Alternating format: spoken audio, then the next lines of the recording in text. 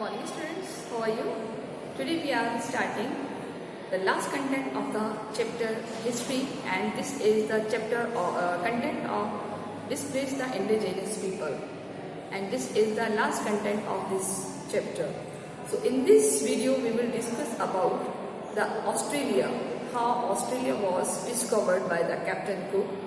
In before lectures we have clear about the Canada and the American civilization, means how Canada was expanded and make a greatest country in the world. In this video we will see about Australia. So Australia, how to come to existence and emerge as a continental which is known as the seven continental. Clear? So we are starting from here. Today's content is about Australia.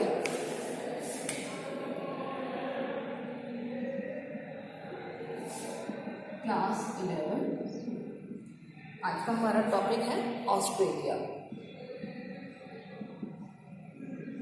About the Australia. Clear? What is Australia? देखिए अगर हम बात करें तो American humans inhabitation in Australia long history. The Aborigines means एबरोगिनीज.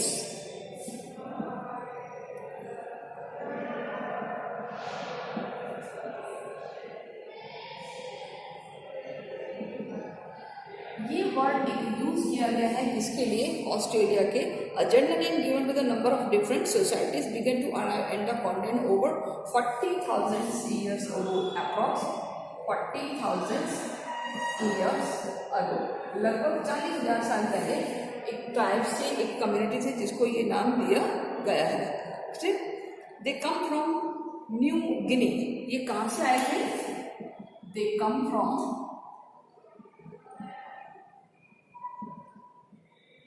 New, it is a name of place, that is the New Guinea. इसको बोलते हैं New Guinea. यहां से ये लोग आए थे, ये आपको याद होगा. Which connected to Australia as a land bridge. It connected with Australia with a land bridge, जो कि लैंड ब्रिज से कनेक्टेड था.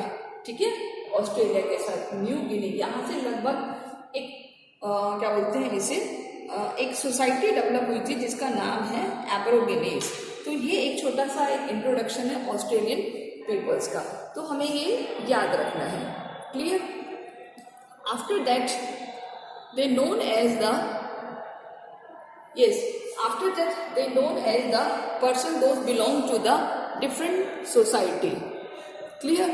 So in this segment किसने इसको डिस्कवर किया? तो सबसे पहले हम बात करें कि who discovered ऑस्ट्रेलिया.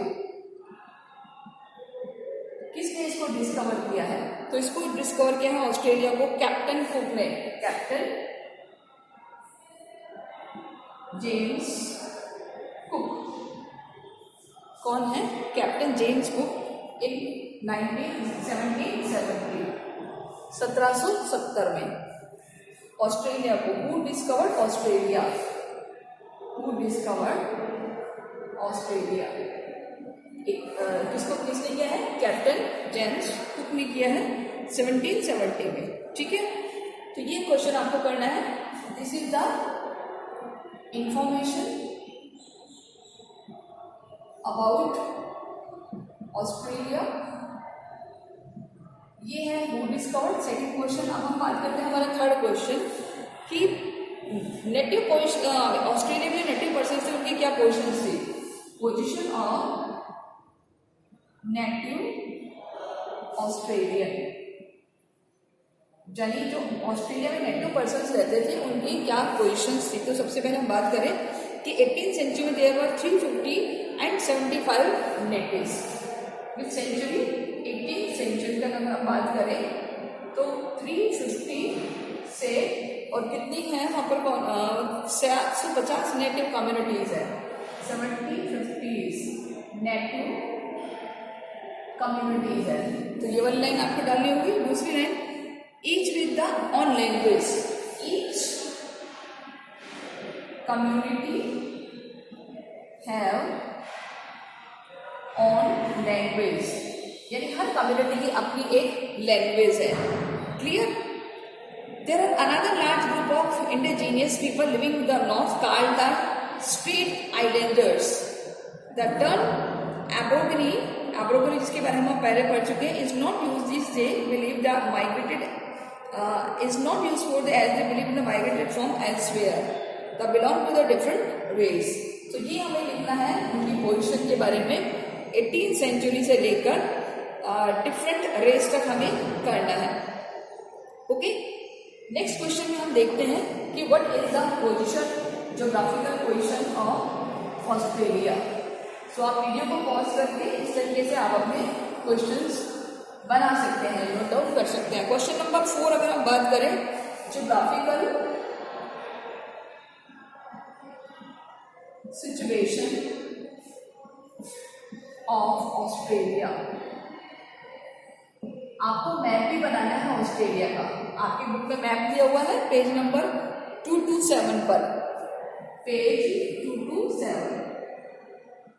ये आपके एग्जाम में नहीं आएगा, आपको बुक में क्या बोलते हैं, होमवर्क की नोटबुक में नोट डाउन करना है ये। ओके, ऑस्ट्रेलिया का मैप।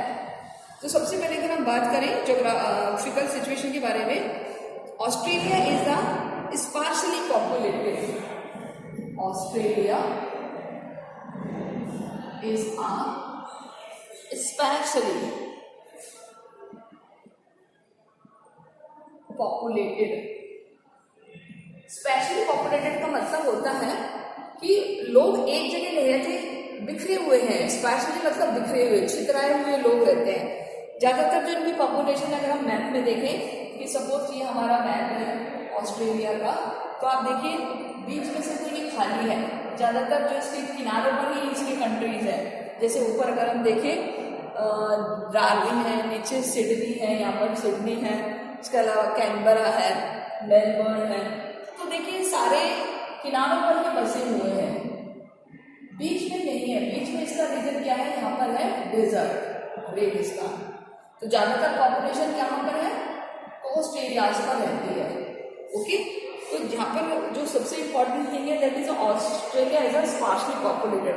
स्पार्सली पॉपुलेटेड का मतलब होता है किनारों पर बसी हुई पॉपुलेशन, समुद्र के किनारों पर बसी हुई पॉपुलेशन, जो बहुत घनी नहीं है, बहुत ज्यादा नहीं है। Even now most of towns are along with the coast. Most of towns along with the coast. Coast मतलब किनारा, ठीक है। तो जैसे बताया आपको, सब किनारे पर बसे हुए हैं, कोई बीच में नहीं है। क्यों? बीच में क्या है, डेजर्ट। और यहाँ पर सबसे पहले ब्रिटिश कब आए थे? ब्रिटिश अराइव हियर 1770 में यहाँ पर आए थे। और कौन सा ब्रिटिश आया था? आपको मैंने बताया था कैप्टन कुक। ओके, क्योंकि it's central region is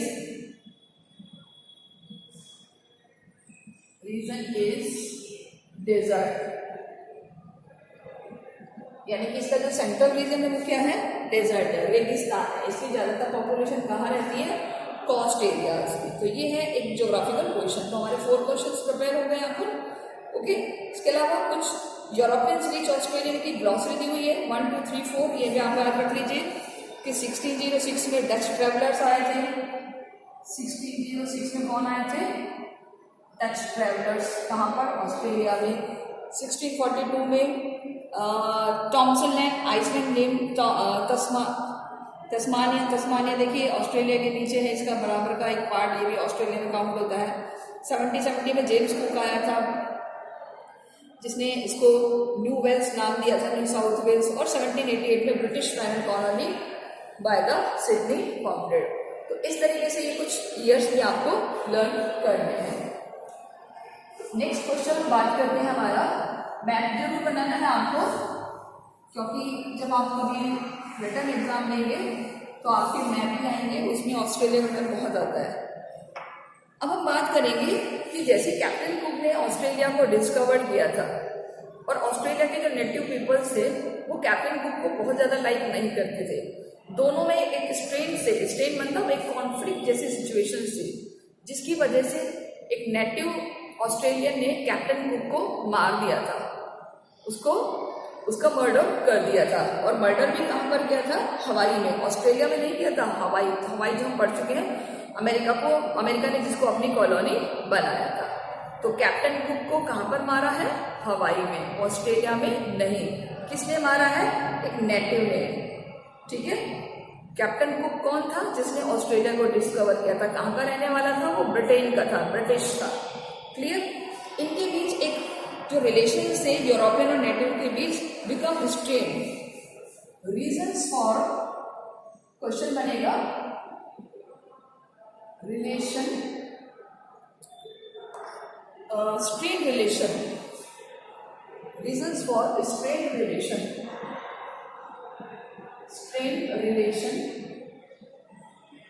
between European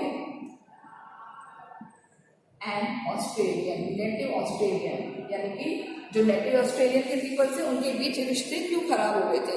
तो यहाँ हमारा एक छोटा सा पैराग्राफ है, उसको हमें एज इट इज लिखना होगा कि the story of interaction between European settlers the native people land of Australia has many point of similarity story of America. यानी कि जैसे अमेरिका की स्टोरी थी कि ब्रिटेन के लोग अमेरिका गए और वहाँ पर उन्होंने कैप्चर कर लिया लैंड का, जस्ट लाइक दिस कि ऐसे ही ये जो पर्सन थे ब्रिटेन के, ये भी ऑस्ट्रेलिया गए और इन्होंने उसकी लैंड पर कैप्चर करना शुरू कर दिया था। धीरे धीरे वो वहाँ सेट हो गए, वहाँ की नेचुरल रिसोर्सेज को, वहाँ की क्लाइमेट से इतने ज़्यादा रूबरू हो गए कि वो वहाँ के सेटलर्स बन गए थे। क्लियर। लेकिन यहाँ पर उनके रिलेशंस बहुत स्ट्रेंड हो गए थे। स्ट्रेंड मतलब कि बहुत ज़्यादा खराब हो गए थे। यूरोपियंस के और ऑस्ट्रेलियंस के रिश्ते क्यों खराब हुए थे, यहाँ हम इसको आंसर करेंगे। The report of captain Cook and his crew about the encounters with the native are enthusiastic about their friendliness. There was a sharp reversal, being a part of Britain when Cook was killed by the native, not Australia but in Hawaii. As often happened, the single incident of was nature used to the colonizers justify subsequent the violence toward the people.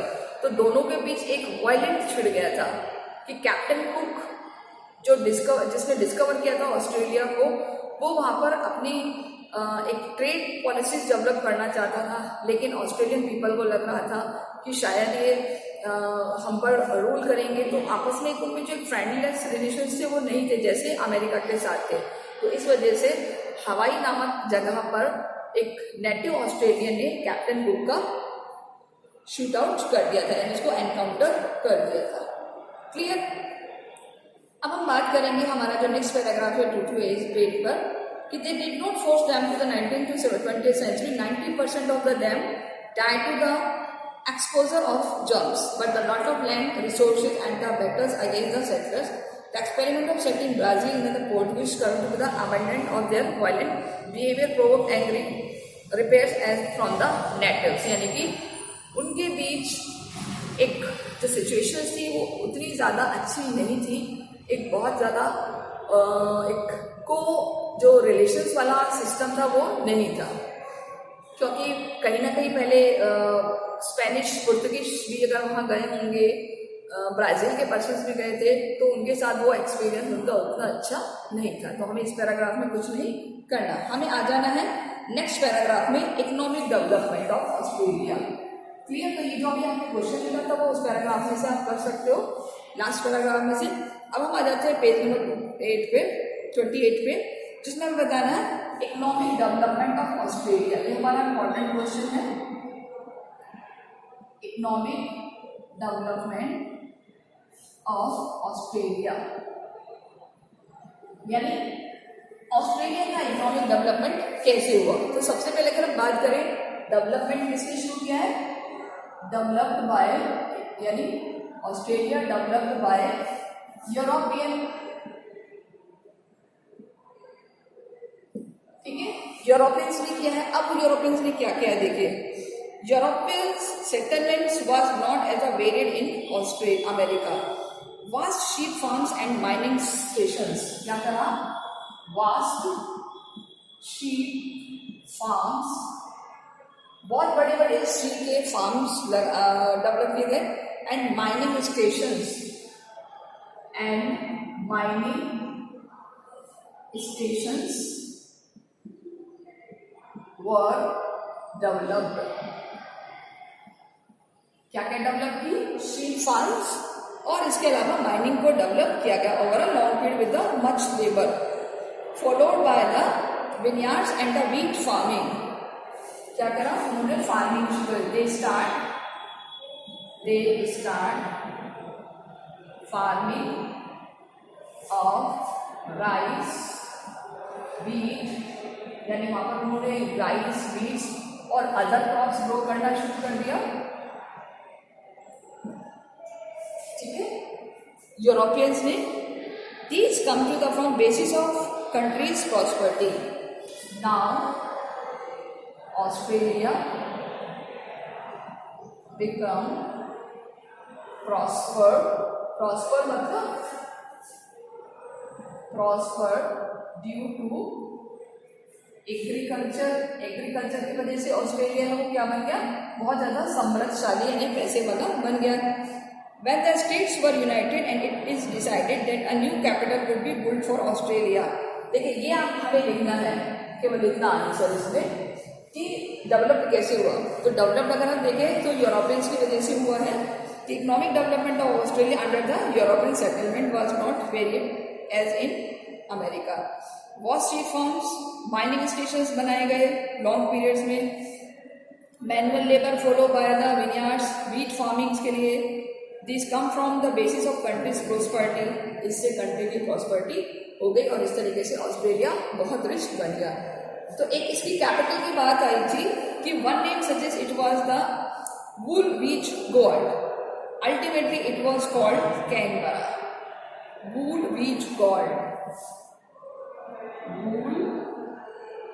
वुलविच God. इसका meaning क्या है, इसका meaning एक country है, एक area है, शहर है जिसका नाम है कैनबेरा। कैनबेरा एक शहर है, आप मैप में घूम के देखिए, कैनबेरा आपको मिल जाएगा और इसका नाम क्या पड़ा, कैनबरा। क्लियर, तो आप देख सकते हैं वीडियो में भी इस तरीके से Canberra. Clear, so this is the Canberra. Okay, now अब अगर हम बात करें कैनबरा का मीनिंग भी है a native work meaning meeting place. क्या नाम था इसका, एक प्लेस जहां पर मीटिंग होती है, meeting place. Meaning of Canberra, ये क्वेश्चन हमें करना है, इसका मीनिंग का अर्थ क्या होता है, कैनबरा, इसका मीनिंग है मीटिंग प्लेस। तो कुछ जो नेटिव पर्सन थे वो यहाँ पर आकर मिलने लग गए थे। नेक्स्ट क्वेश्चन हम करेंगे हमारा चेंजेस क्या आए हैं, the winds of change.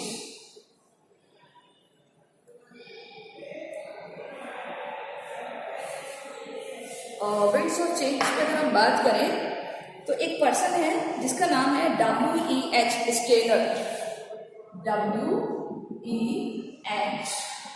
Steiner. इनका हमें कॉन्ट्रीब्यूशन लिखना है, write about the contribution of Stanner. एक पर्सन है जो लेक्चर ऑफ द एंथ्रोपोलॉजी के लेक्चरर हैं। 1968 में इन्होंने एक टाइटल दिया था ग्रेट ऑस्ट्रेलियन साइलेंस। ठीक है, 1968, इन 1968 क्या है, ये एंथ्रोपोलॉजी के लेक्चरर हैं Stanner, entitle the great Australian silence, the silence of historian about the Aborigines. क्या नाम दिया है इनका, the great Australian silence, the great Australian silence.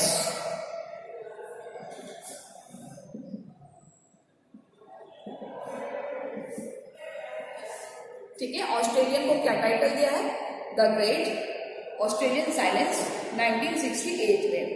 किसके बारे में, कि ऑस्ट्रेलिया के लोग कुछ भी नहीं बोलते, जबकि 70 में क्या हुआ था कि north America where and the emergence of understand natives not to anthropological curiosities but the community's distinct culture, unique ways to understanding nature, climate with the sense of community, which the vast bodies of the story, textile, paintings and the carving skills. तो यहाँ तक हमें करना है कि इन्होंने क्या पता करा था कि वो साइलेंस नहीं है, उनको बहुत कुछ आता है, यानी कि जो नेटिव पीपल है ऑस्ट्रेलिया के उनको बहुत कुछ आता है। तो हमें इस क्वेश्चन में क्या लिखना है, कॉन्ट्रीब्यूशन ऑफ WEH में। तो यहाँ से हमें लिखना है स्टार्टिंग से इन 1968 से लेकर के कार्विंग स्किल तक कि यहाँ के लोग स्टोरीज बना सकते थे, टेक्सटाइल बना सकते थे, पेंटिंग्स बना सकते थे, यानी इनके अलावा बहुत ज़्यादा कार्विंग स्किल, कार्विंग यानी किसी चीज़ की मीनाकारी करना, इस तरह के स्किल्स में भी ये एक्सपर्ट थे। यानी वो साइलेंट नहीं है, उनको आता है लेकिन वो बोलते नहीं है।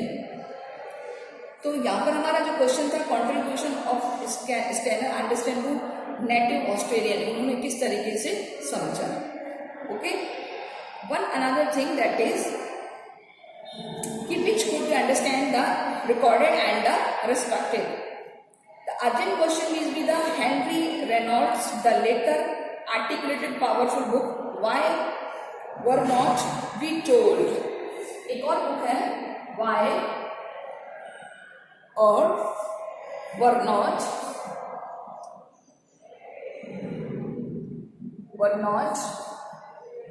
be told।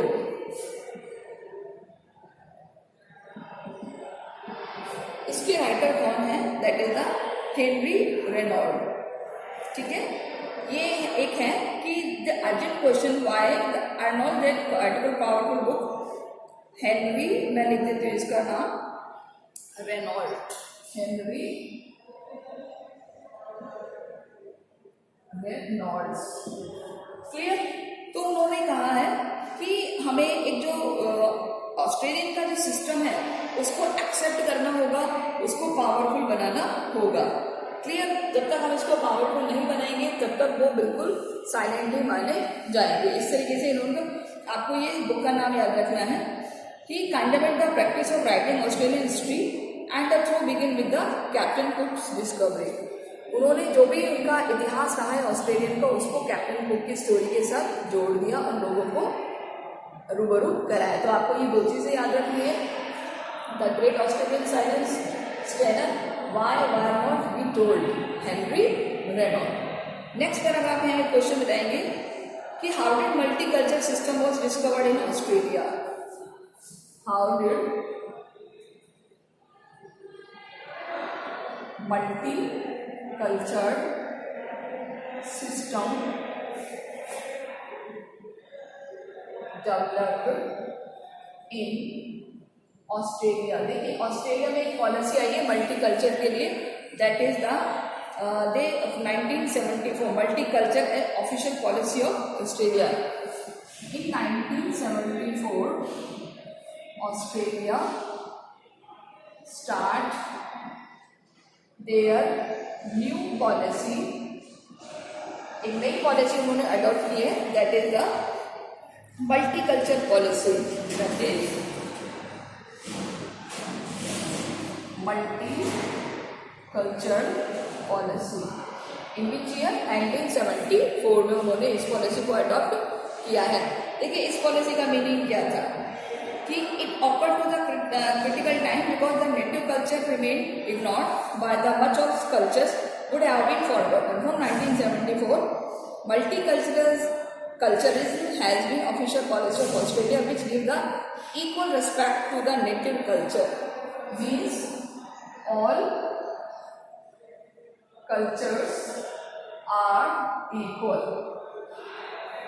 यानी सारे के सारे जो कल्चर्स है वो इक्वल है, किसी के साथ कोई डिस्क्रिमिनेट नहीं है। The different culture of the immigrant from Europe और एशिया, चाहे वो यूरोप का हो चाहे एशिया का हो, either is related to Europe and Asia.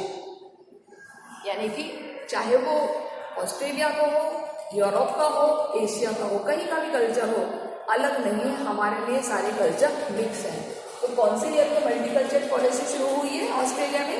1974 में। अब देखिए ये अब फीलिंग उनके अंदर कैसे आई है, इसको हम जानने के लिए इसका पहला वाला पैराग्राफ देखते हैं कि university departments have been instituted the study native literatures cultures, galleries of native art had been added into the galleries, museums have been enlarged to incorporate dreams and the imaginations, designs explaining native cultures and native have been writing their histories.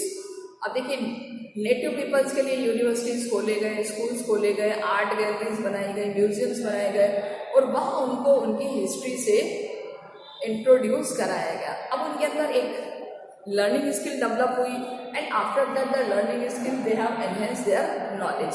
So that's why this is very important part कि उनके अंदर लोगों को समझने की कला आई, वो और संस्कृति को अडॉप्ट करना सीख गए, इसलिए उन्होंने 74 में मल्टी कल्चर पॉलिसी को अडॉप्ट किया। तो कहीं ना कहीं यूरोपियंस का बहुत बड़ा योगदान है, जैसे उन्होंने हमारे यहाँ पर एजुकेशन डेवलप की है, जस्ट लाइक ऑस्ट्रेलिया में भी universities, schools, museums, art galleries सब डेवलप किए ताकि हम अपने इतिहास को समझ सके। ओके, अब देखिए 1970 में the term of human right began to heart of the UNO, the international agency. So Australian public realise that this में that the constant of USA, the Canada, New Zealand. अब देखिए 1970 से क्या मिल गया है उन्हें, from 1970 through the UNO, United Nation Organisation को आपको पता है एक इंटरनेशनल एजेंसी है, began to hear at the meeting of the international level पर एक मीटिंग हुई है जिसमें Australia realise with the this में that the contract of USA, Canada, New Zealand, Australia had no treaties with the native from formalizing to take over land by the Europeans. The government has always termed land to the Australia terra nullius, which is belong to nobody. तो कुल मिलाकर 1970 में UNO के through उनको क्या मिल रहे थे, human rights, मानव अधिकार। ये हमें करना है क्वेश्चन। ओके, 1970 में UNO give Australians to the human rights. Now एक और क्वेश्चन है, terra nullius, what is the meaning of terra nullius? Clear? So terra nullius का मतलब क्या होता है, a person belonging to nobody, means belonging to nobody, यानी किसी से जो संबंधित ना हो। ये कौन यूज करते थे, ये यूरोपियन यूज करते थे, किसके लिए, ऑस्ट्रेलियन के लिए। कौन सा वर्ड, टेरा न्यूलियस, ठीक है, जिसमें the rights of natives were undermined, the rights of